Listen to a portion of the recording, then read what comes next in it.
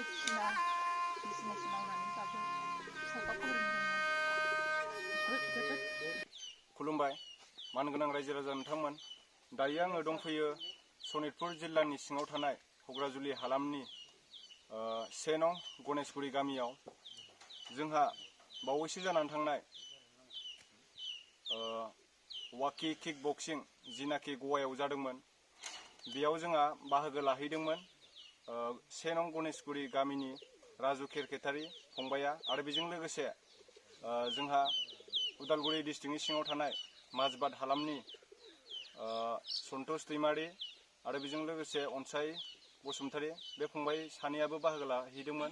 बे फंबायमोनाबो वाकी किक बक्सिंआव देरहासार जानो हादों। बे फंबायमोना ब्रन्ज मेडेलजों लोगोसे गल्ड मेडेलबो बान्था मोननो हादों आरो बेजों लोगोसे नैबे जोंहा राजु केरकेटारी फंबायाबो ब्रन्ज मेडेल बान्था मोननो हादों किक बक्सिंआव। दा जोबोद गोजोनथाव खौरां जोंनि बर' हारिनि थाखाय। जोंनि बर' हारिनि गेजेराव खेला दुलायावनो होन माबा मोनसे बेफोरबायदि गेम गेलेनायफ्राव देरहासार जानो हानाया गोबां खम। दा जोङो एग्जाम्पलाव नायोब्ला नुहुरो क्रिकेटाराव जेरै जोंहा धनीमोन बायदिखौ बिथिं जोंहा बिराट कलिमोन बायदिखौ जोङो गेम गेलेनानैबो जोंनि हारिखौ एबा जोंनि बर' हारिखौ जोङो मुंदांखा खालामनो हायो। थिग बेबायदिनो जोंहा राजु केरकेटारी फंबाया जिनाखि गवायाव जादोंमोन वाकी किक बक्सिं बे गेम बादायलायनायाव देरहासार जाखांनायनि उनाव जेब्ला न' फारसे फैदोंमोन बे समाव बे फंबाया लामायाव मोनसे जाब्रबथाय जाथाय जादोंमोन। जानाय लोंनायावसो माबा मोनसे बुस्थु मोनजाखो ना माखो बेखौ जों बुंनो हाला दा मा जाखो। दा बे फंबाया दा माने गोबां दुखु खस्थ'आव दङ। दायो बे फंबायखौ मोजाङै नांगौ मथे सिकित्सा खालामनो हायाखै। दा न'खरनि फारसे नायोब्ला न'खरनि फारसे हालोदा गोबां गाज्रि माने समस्या न'खरनि फारसे अबस्थाया बारा मोजां नङा। थ' नोंथांमोनहा बे फंबायखौ बे फंबायनि नामाव जाहाथे बे फंबाया मोजाङै ट्रिटमेन्ट खालामनानै न'सिम मोनफैनो हायो आरो बेजों लोगोसे फंबाया गावनि देहाया थाबैनो मोजां जायो बेखौ आसा खालामनानै आङो आंनि चेनेल नायगिरि एबा आंनि बर' हारिनि आदै मादै फंबाय बिनानाव गासैनिसिमबो मोनसे रिकुवेस्ट खालामो बे फंबायनि बेमारा जाहाथे थाबैनो मोजां जायो आरो नोंथांमोना बे फंबायनि नामाव एसे अननानै बे फंबायनि नामाव अनसुंथाइ हरगोनखौ आङो आसा खालामबाय। जाहाथे न'खरनि हालोदाबो बारा मोजां नङा। बिदि जोङो माबा मोनसे हारिनि थाखाय बेफोरबायदि गेमनि फारसे जोङो बाहागो लानायखौ गोबां खम नुनो मोनो। निस्सय बे फंबाया दायो नेसनेल लेभेलाव मोनसे बियो देरहासार जानो हाबाय ब्रन्ज मेडेल बान्थाखौ मोननो हाबाय। बिनि उनाव बियो एशियान गेमफोर बायदियाव अलिम्पिकफोर बायदियाव जाहाथे बियो इण्डियानि बाहेरफ्राव गेलेहैनानै जोंनि बर' हारिनिखौ मुंदांखा खालामगोनखौ आङो मिजिंथियो। थ' नोंथांमोना बे फंबायखौ जेसेबां हायो सापर्ट खालामबानो जाबाय आरो बे राजु केरकेटारी फंबायनि नामाव नोंथांमोना आनान गसाइ अबंलावरिनियाव आर'ज गाबगोनखौ आं मिजिंथिबाय बे फंबायनि बेमारा जाहाथे थाबैनो मोजां जायो। थ' नोंथांमोना नैबे स्क्रिनाव होनाय एकाउन्ट नाम्बाराव अनसुंथाइखौ हरनो हासिगौ आरो बेजों लोगोसे बे फंबायनिनो राजु केरकेटारीनि बिमा आरो बिफाखौ खिथागासिनो दं। नोंथांमोना बे राजु केरकेटारीनि आदै जिनाखि बिफा बिनिफ्राय फंनैसो मिथिनानै लानि जोङो। थ' बे समाव आदैखौ आं फंनैसो बुंनो थाखाय खावलायबाय। जोंहा राजु केरकेटारीनि बिफा आङो दुखु खस्थ'आव फिसाखौ फोरोंदो हाजिरा खामला मावनानै परदेशआव थायै आरो आङो इसिं माबायाव आं जोंनि गोजौ लेभेलाव दिनैसिम हाजिरा खामला मावबाबो दिनैसिम आं फिसाखौ दा फरायहोनानै आङो बुङाखै। आङो जेसेखिनि हायो आं फिसा नों फरायबाय था आं नांगौबा आं परदेशआव थानानै नोंखौ आङो थाखा फैसानि थाखाय आं मदद खालामबाय थागोन। मोजां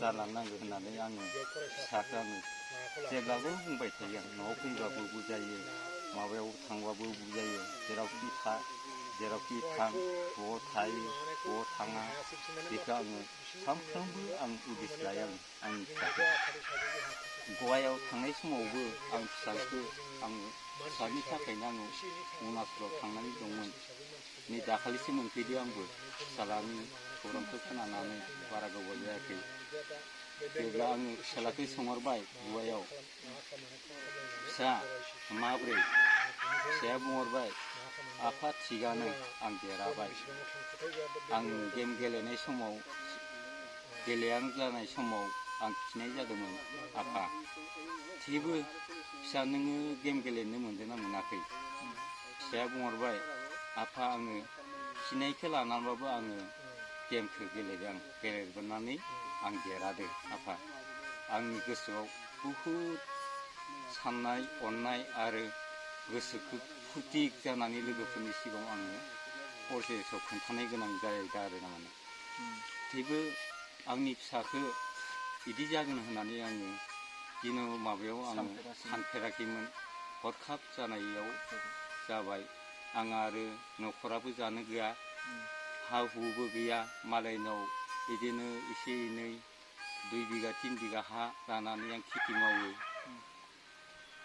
बिदिनो आङो खेथि मावनानै फिसाफोरखौ मोजाङै फोरोंगासिनो आरो आंनिया फिसाफोरा दंबोयो फिसाला 3 आंहा फिसाजो 2 दा जिखिनि राजुनि फंबायमोना बिनानावमोना उन्दै गोजा सोरबा थाखोबायाव फरायनाय दं आंहा दा दिनैसिम फैसा थाखा होनो आंहा दिनैसिम आंनि न'आव जेबो राहायानो गैया दा आङो गासिबो रायजोफोरखौ बुङोदि खावलायोदि आङो आंनि न'खरखौ हालोदखौ नायनानै रायजोफ्रा अनसुंथाइ आंनो हरगोन ना आंनि फिसाखौ बासायनो थाखाय आं बिसिखौनो बुंनानै आङो खुलुमनाय जाबाय आं बेखौनो फोरमायोदि गासै रायजो राजानि सिगाङाव आं फिसा राजुआनो आंनि देरसिन फिसाला दिनै बेखौ आं गोबां खस्थ' दुखुनि गेजेरजों माब्लाबा समाव हाजिरा मावनानैब्लाबो माब्लाबा समाव आरो बायदिसिना बिजनेस मावनानैब्लाबो फिसाखौ फोरोंदोंमोन जोबोद गोब्राब खस्थ' गेजेरनि सायाव दिनै बे फिसाया थांनानै एसे गोजौ लेभेलाव हैलां जानाय समाव आं माबायदि बेबायदि फिसाया बिदि दुखु जाहैखो आंबो मिथिस्लाबला दिनै न'खराव आंहाबो गोबां दुखिया न'खर बिनि आरो उन्दै 4 फंबाय आरो बिनानावफोर दंबावो आंहा दा बिसोरखौबो फोरोंनो आरोबाव गोबां रांखावरि थाखा फैसानि गोनांथि दिनै न'खरावबो सहायनो गोबां दुखु जारला फारसेथिं खेथि बाथि बायदिसिना जेरावबो आंखाल होनजायो मानोना देग्लाय खराननिबो बोथोर गायनाय फुनाय बायदिसिना खेथिफोरावबो जायाखैनो होनजायो आरोबाव हा हु बायदिसिना सम्पथियानो गैयामोन होनजायो बोसोरनैसोनि उनावसो दायो एसे एनै मावनो थाखाय आखायाव थांबाय बिबोनांफोरनि एसे मोननानै मावनो लाजेनदोंमोन नङाब्लाथ' सिगाङावथ' हाजिरा खामला मावनानैनो दिन थाङोमोन बिदिनो बेजोंनो जायो बेजोंनो फिसाफोरखौ फोरोंदों दा बे फंबाय राजु केरकेटारिनि नामाव बेसेबांसो रां हरनाय जाखो ओरैनो बे फिसानो आङो सिगाङाव 8,000 रां होदोंमोन गाव गवायाव थांनायनि सिगां ट्रेननि बायदिसिना भारा बायदिसिनानि थाखाय नांगौ होननानै आरो बिनि उनाव थांखालि आं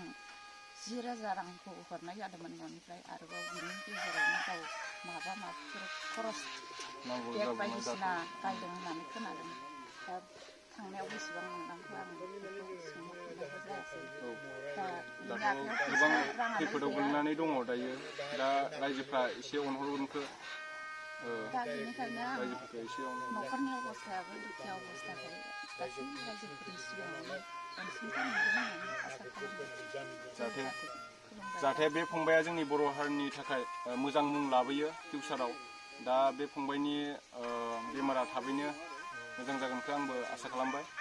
थ' नोंथांमोन दायो आंजों लोगोसे दङ जिनाखि गवायाव जानानै थांनाय वाकि किक बक्सिं चेम्पियनशिप बेयाव बाहागो लाहैदोंमोन सनितपुर जिल्लानि सिङाव थानाय हग्राजुलि हालामनि 1 नं गणेशगुरि गामिनि राजु केरकेटारि फंबाया देरहासात जानानै चेम्पियनशिप बे फंबाया ब्रन्ज मेडेल बान्थाखौ मोननो हादोंमोन। बेजों लोगोसे दायो आंजों लोगोआव दङ बिनिनो बिफा आदै दङ, ओमफ्राय मादै दङ, ओमफ्राय 1 नं गणेशगुरि गामिनि प्रेसिडेन्ट आदै दङ। बे आदैनिफ्राय फंनैसो जोङो मिथिनानै लानि।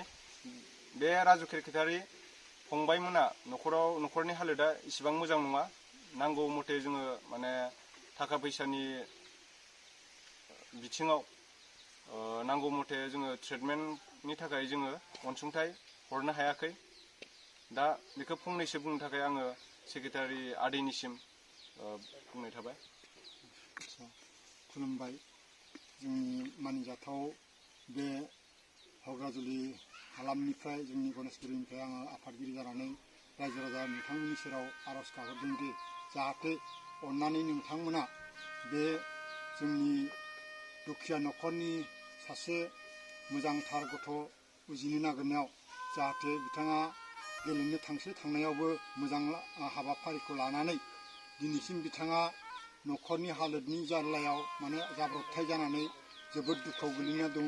बेखायनो जों आसा खालामदों जे गामियारि जानानै जों जेसेबां हागौ बेखिनिखौ मदद खालामबाय। नाथाय आं आसा खालामदों जोंनि गामियारिनिफ्राय गामि बायजोआरि रायजो राजा बिथांमोनाबो जेन बिथांनि सायाव बर' हारि हिसाबै जेन मोजाङै मोजां अननानै बिथांखौ सहाय खालामो बा बिथांनि जिउखौ मोजाङै दैदेनलांनाय बा बर' हारिखौ मुंदांखा खालामनायाव जेन नोंथांमोनहाबो मदद खालामनो फारनै जोंखौ मदद खालामफायो आं आसा खालामदों। नोंथांमोननि गासै अननाय मोनोब्ला जोंनि बे बर' हारिनि माबानायखौ बिथाङा निस्सय गोजौ लेभेलाव लांनो हागोन आं आसा खालामनाय दङ। बेखायनो आं दिनैनि बे माबानि समाव गासै रायजो राजानि सेराव बेखौल' लुबैनानै बेखिनिखौ खावलायनाय जाबाय। गोजोननाय थाबाय जिनाखि गणेशगुरि हालामनि आफादगिरि आदैनिसिम। बे समावहाय आङो बुंनो खावलायगोन जिनाखि जोंहा राजु केरकेटारि फंबाया जोंनि बर' हारिनि नामखौ दायो गोजौ लेभेलाव लांनो नागिरदों एबा मुंदांखा खालामनो नागिरदों।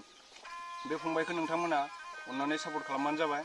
थ' अनसुंथाइखौ नोंथांमोना जि एसे मदद खालामनो हायो बे स्क्रिनाव होनाय एकाउन्ट नाम्बाराव नोंथांमोना मदद खालामहरबानो जाबाय। आरो लोगोसे नोंथांमोना सुलुग लानो थाखाय जानबुं नाम्बारबो होनाय जाखादों नैबे स्क्रिनाव होनायानो, बेयाव कल खालामनानै सोंहरनो हागोन।